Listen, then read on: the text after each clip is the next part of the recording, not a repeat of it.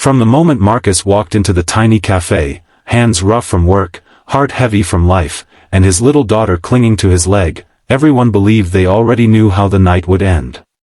A blind date arranged by well-meaning friends, a single black dad trying to rebuild, and an obese girl sitting alone at the table, staring down at her folded hands as if she expected disappointment to show up before he did. But no one in that room, not a single person, knew what Marcus would say next, or how his words would crack open the silence, pierce straight into the heart of every witness, and leave the entire café in stunned, tear-choked awe. What happened that night wasn't the kind of love story people whisper about, it was the kind they carry with them long after they stop believing in anything at all. Marcus Hale had grown used to the weight of eyes on him, judging, assuming, deciding what kind of man he was before he ever opened his mouth.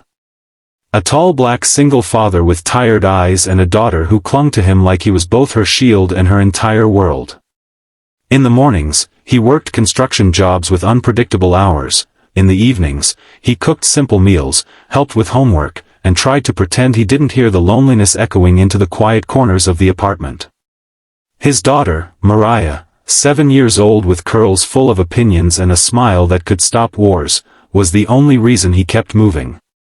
It hadn't always been just the two of them. Once, his world had included a woman he loved with everything inside him. But life had a cruel way of turning the strongest people fragile, and the illness that took her did so without mercy. After her passing, people offered condolences, casseroles, and the advice to move on, as if grief were a staircase you simply climbed. Marcus didn't want to move on, he wanted to honor what he had lost while trying to reshape what was left. But that's when friends stepped in, friends who thought he needed someone new to lean on, someone to help him smile again. And without asking him, they arranged a blind date. He wasn't angry. Just tired. Tired of expectations. Tired of being told what broken men need. But he agreed, mostly because Mariah overheard the conversation and insisted, with the innocent authority only a child could possess, that her daddy should talk to nice ladies again. So on a warm Friday evening, with the sun dipping low and golden through the city, Marcus walked into the café. He wore his cleanest shirt, though it was far from new. Mariah clung to his hand, refusing to stay with a babysitter. "Just until I meet her," he whispered, kneeling. "Then you go with Aunt Tanya." She nodded, but her grip tightened. That's when he saw her. Across the room, at a corner table near the window, sat a young woman, large, round, soft-featured, with red-rimmed eyes and a nervous tremor in her hands. The kind of girl who looked like she had spent most of her life apologizing for taking up space.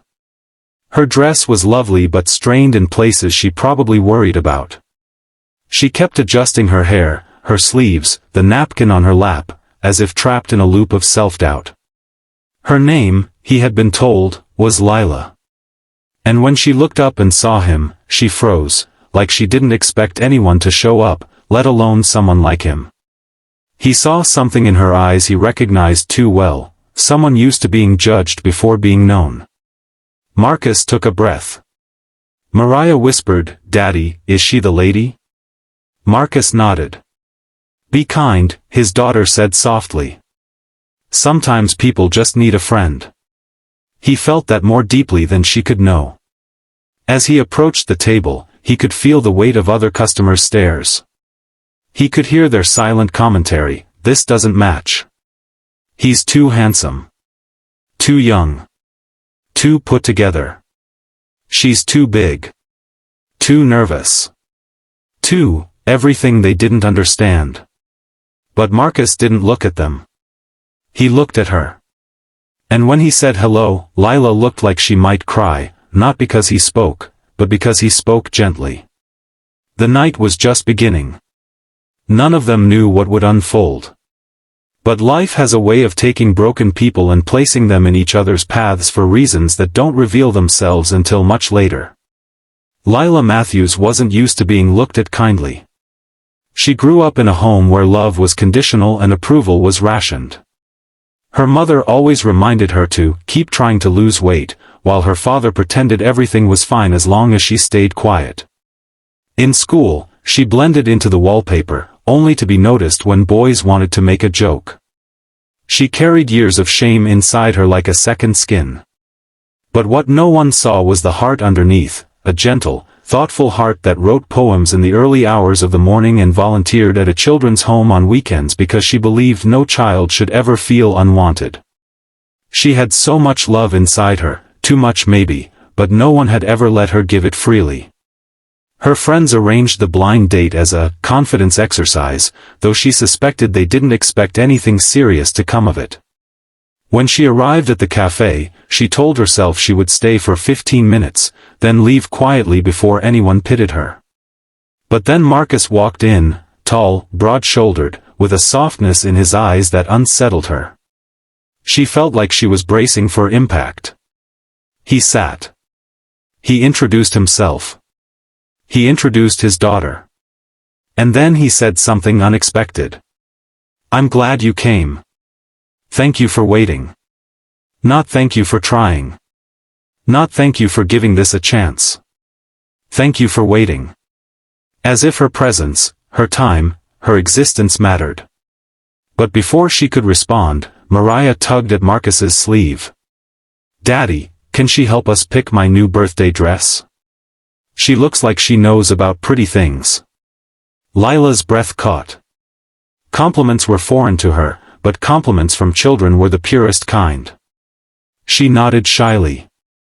"I'd like that." They talked. Slowly at first. She told him about her job as a children's librarian, the stories she loved, the way books gave her freedom she couldn't find in mirrors. He told her about construction sites, raising a daughter alone, and how grief never leaves, it just grows quieter with time. As they talked, people stared. They whispered. Some snickered. Lila shrank into herself with each passing moment, until Marcus noticed. He leaned forward, voice low but firm. "Ignore them." She shook her head. "They're just surprised," she whispered.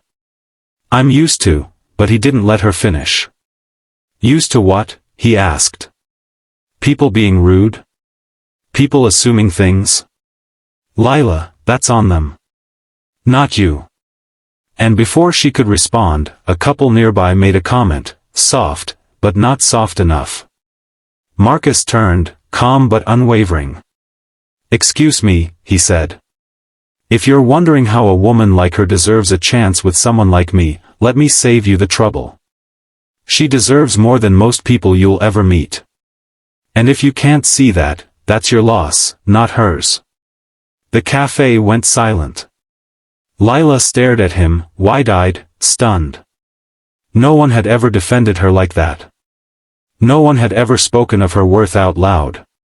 Mariah reached for Lila's hand. "My daddy's right," she said. "You're beautiful." Tears slipped down Lila's cheeks. Not of embarrassment, but of being seen. Truly seen. And as Marcus gently wiped one tear from her cheek with the back of his knuckle, he said the words that would leave the entire room breathless. "You don't need to shrink for anyone. Not tonight. Not ever." People looked away. Some in guilt. Some in awe. And some, unexpectedly, in tears of their own. Because in that small café, in a world so quick to judge, a single father spoke truth with the kind of quiet strength that could soften even the hardest of hearts. The date wasn't perfect. It wasn't magical or glamorous. But it was honest. And sometimes, honesty is the first spark of something extraordinary. They didn't know it yet, but this night would change all three of their lives. And every person who witnessed it would remember Marcus's words long after the chairs were stacked, the lights dimmed, and the doors locked.